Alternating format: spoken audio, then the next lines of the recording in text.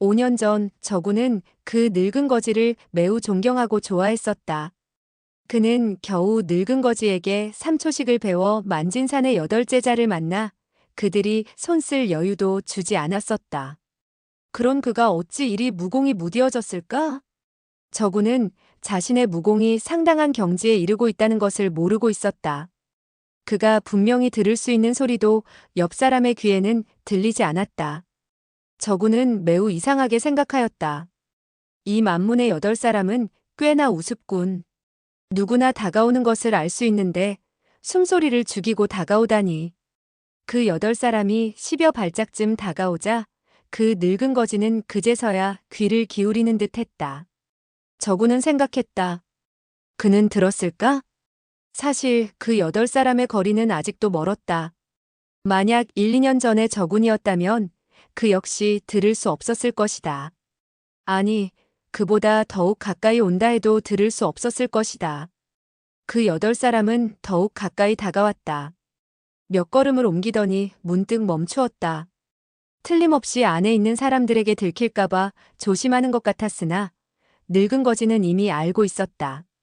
그는 몸을 돌리더니 담벼락에 놓여있던 용두개장을 집어들었다. 갑자기 8사람은 동시에 집 주위를 둘러쌌다. 펑 하는 소리가 나면서 대문이 열렸으며 만규가 제일 먼저 들어왔고 이어서 침성과 복원이 따라 들어왔다. 7사람은 각자 장검을 뽑아들고 순식간에 그 늙은 거지를 에워쌌다.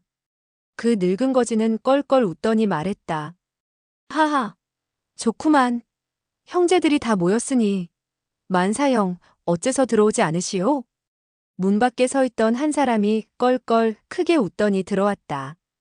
바로 오은수 만진산이었다. 그와 그 늙은 거지는 똑바로 선 채 서로를 쳐다보았다. 만진산이 웃으며 말했다. 언사제, 몇 년 동안 보지 못했는데 그 사이에 돈을 많이 벌었구먼. 이 말을 들은 저군의 머릿속은 한바탕 혼란이 일어났다. 뭐라고? 이 사람이 바로 둘째 사백인 언달평이란 말인가? 그 늙은 거지는 말했다. 사형, 나는 최근 몇 년 동안 돈을 조금 벌었소. 당신은 장사가 잘 되시오? 만진사는 말했다. 덕분에. 얘들아. 어찌 사숙에게 절을 올리지 않느냐? 그러자 노곤 등 7명의 모든 제자들이 머리를 조아리며 말했다. 제자들이 사숙님께 인사드립니다. 늙은 거지는 말했다. 됐어. 됐어. 이제 됐어. 손에 무기가 들려있으니 절을 하기가 불편할 거야. 절은 관두게나. 저구는 속으로 생각했다. 이 사람이 언사백이구나. 그가. 만진사는 말했다. 사제는 이곳에서 금광을 찾고 있는가? 어째서 이곳에 큰 구멍을 파고 있지? 언달평은 킥킥 웃더니 말했다. 사형은 잘못하셨소. 소재는 원수진 사람들이 너무 많다오. 이곳에 깊은 구덩이를 파는 것은 2가지 쓸모가 있어서지요. 소재가 그 원수들을 죽인다면 그들을 구덩이 속에 매장하고 소재가 그들에게 당한다면 소재가 이곳에 묻히려는 것입니다. 만진사는 말했다. 그것 참 묘하군. 사제는 정말 용의주도하단 말이야. 사제는 뚱뚱하지도 않은데 이 구덩이는 너무나 넓단 말이야. 더 이상 팔 필요도 없겠어. 언달평은 말했다. 물론 한 사람을 묻기에는 너무나 크지요. 그러나 8사람을 묻기에는 아직도 부족한 것 같군요. 저구는 2사람이 만나자마자 입씨름으로 날카롭게 대립하는 것을 보고 문득 정전의 말이 생각났다. 그들 사형제들은 합심하여 그들 사부를 죽였다. 은혜를 베푼 사부도 죽였는데 그들끼리야 무슨 정분이 있겠는가?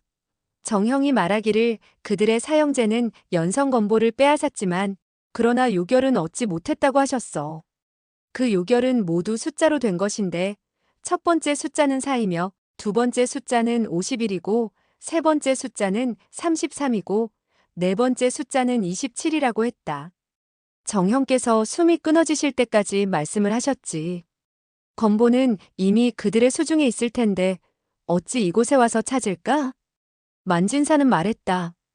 우리는 동문수학한 사이라 너는 나의 마음을 알고 있었으며 나도 너의 마음을 꿰뚫고 있다. 말을 돌릴 필요는 없을 것 같구나. 가져오너라. 하며 오른손을 내밀었다. 언달평은 말했다. 아직 찾지 못했소. 셋째인 척장발은 꾀가 대단히 많아 우리들은 그의 적수가 되지 못합니다. 나는 아직 그가 어디에다 건보를 숨겼는지 찾지 못했습니다. 저구는 멈칫했다. 그들 세 분 사형제가 건보를 빼앗았는데 나의 사부님이 모두 가져갔단 말인가? 사부님은 이곳에 안 계시며 그 건보는 사부님께서 가지고 계실 텐데 어째서 여기에 와서 건보를 찾고 있을까? 그는 만진산과 언달평이 절대 멍청이가 아님을 알고 있었다. 자기보다 10배는 총명한 사람들이었다. 이 중간에는 많은 음모와 술수가 숨겨 있을 것이라고 짐작이 갔다.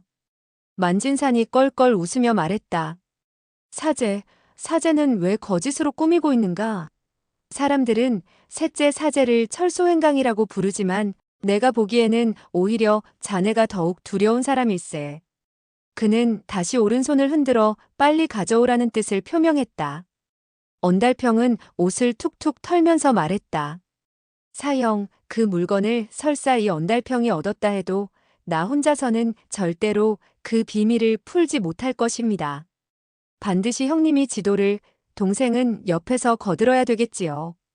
그러나 사형께서 얻으셨다면 사형 문화의 제자들은 아직 공력이 약하니 이 동생이 사형을 거들어야 할 것입니다. 만진사는 눈살을 찌푸리며 말했다. 너는 그 산동굴에서 무엇을 가지고 왔느냐? 언달평은 이상해서 물었다. 무슨 동굴입니까? 이 부근에 동굴이 있습니까? 만진사는 말했다. 사제, 자네와 나는 똑같이 나이를 먹고 있는데 두 사람의 의리를 해칠 수 있겠는가? 같이 보세나. 앞으로 어려운 일이 있으면 같이 연구하는 것이 어떤가? 언달평은 말했다. 그것 참 이상한 말씀을 하십니다. 당신은 어째서 내가 가져갔다고 단정하십니까? 만약 내가 손에 넣었다면 아직도 이곳에서 땅을 파고 있겠습니까? 만진사는 말했다. 자네는 관계가 많은데 무슨 속셈인지 알 수가 있겠는가? 언달평은 말했다. 척사제의 물건을 그렇게 쉽게 찾을 수 있겠습니까? 그 물건은 이 집에 없는 것 같습니다. 그래서 나는 3일 정도 더 파보다가 아무런 결과가 없다면 더 이상 파내려 가지 않을 작정이었습니다. 만진사는 차갑게 웃으며 말했다. 내가 보기에 자네는 열흘이고 한 달이고 파내려 갈 것일세. 그래야 그럴듯하지 않은가? 언달평은 핏기 가신 얼굴로 미간을 찌푸렸다. 그러나 화를 억누르고 이렇게 말했다. 어떻게 해야 믿을 수 있겠습니까? 그러더니 그는 옷을 풀고 겉옷을 벗더니 웃옷의 한 귀퉁이를 잡고 몇 번이고 흔들었다. 쨍그랑 거리는 소리가 나면서 몇 개의 동전과 한 개의 비연호 같은 것이 떨어졌다. 만진사는 말했다. 자네는 참 멍청하군. 그것을 찾았다면 다른 곳에 두었을 테지 옷에 넣고 다닐 이유가 있겠는가? 우리를 바보로 아는가? 언달평은 탄식했다. 사형께서 믿지 못하신다면 와서 찾아보시지요. 만진사는 말했다. 미안하지만 그렇게 해야겠군. 그러더니 만규와 침성에게 눈짓을 보냈다. 두 사람은 고개를 끄덕이더니 검을 검집에 넣고는 언달평의 좌우로 다가갔다.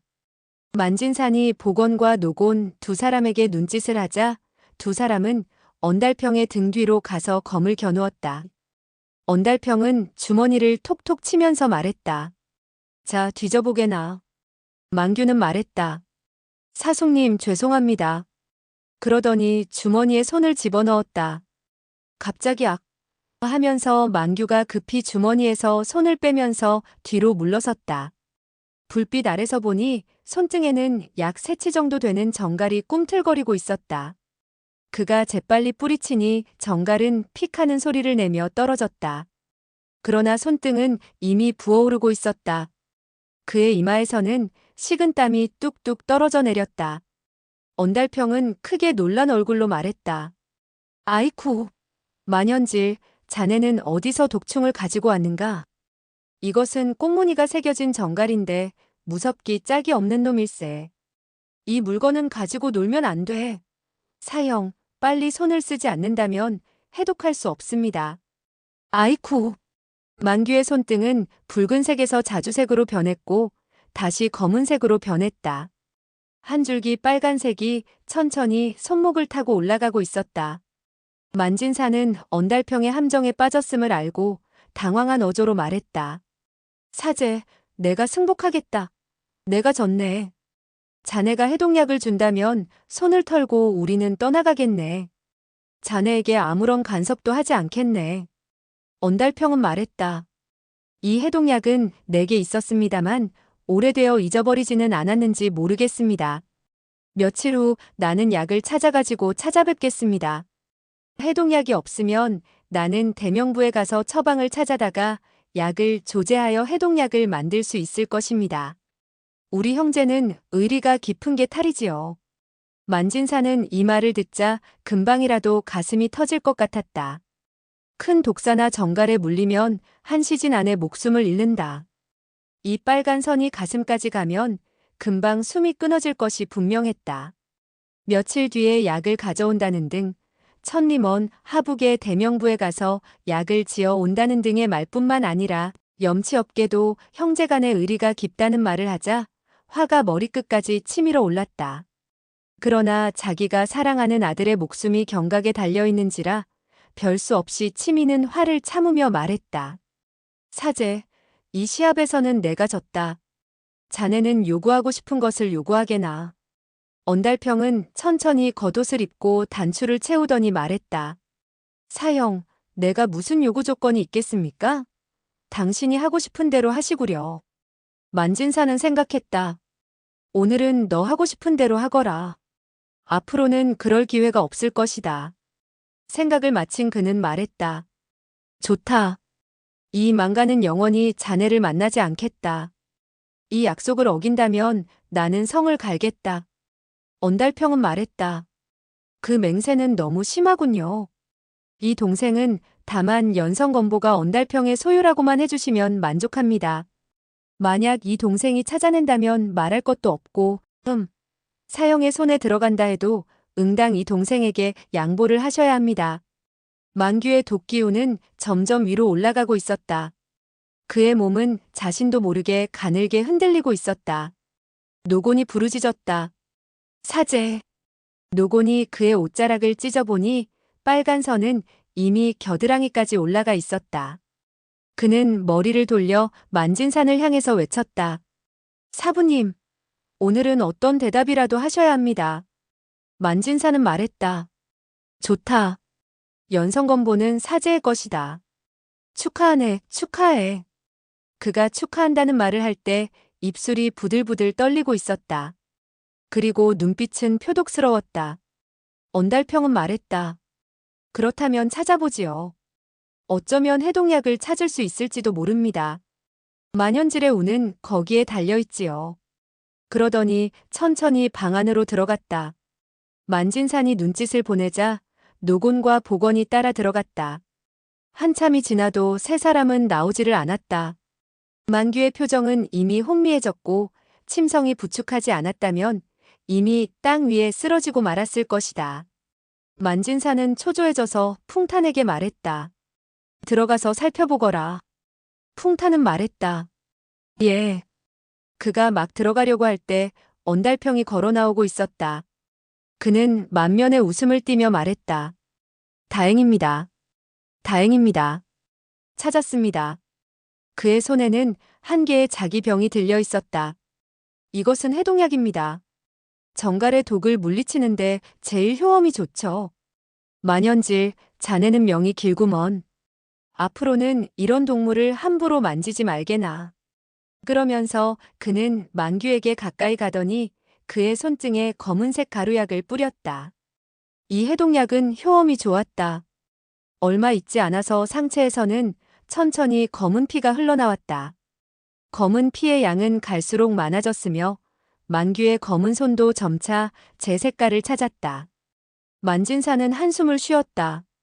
그는 내심 마음을 놓았으나 생각을 하면 할수록 약이 올랐다. 한참 후 만규가 눈을 뜨더니 소리쳤다. 아버님! 언달평은 자기 병을 들어 품속에 갈무리하더니 용두개장으로 땅바닥을 가볍게 치며 웃었다. 자, 됐다. 자네는 교훈을 얻었으니 앞으로는 사람들의 주머니를 뒤질 땐 절대 조심하도록 하게나. 만진사는 침성을 향해 말했다. 그들 보고 나오라고 해라.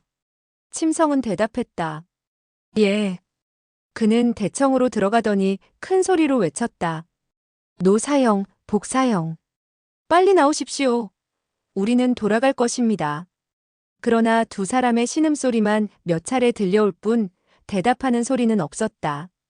송균과 침성은 사부의 명을 받지도 않고 안으로 뛰어들어갔다. 그리고 곧 노곤과 복원을 부축하고 나왔다. 두 사람의 얼굴은 창백했고 한 사람은 왼쪽 다리가, 다른 한 사람은 오른쪽 다리가 부러져 있었다. 조금 전 언달평의 마수에 걸린 게 분명하였다.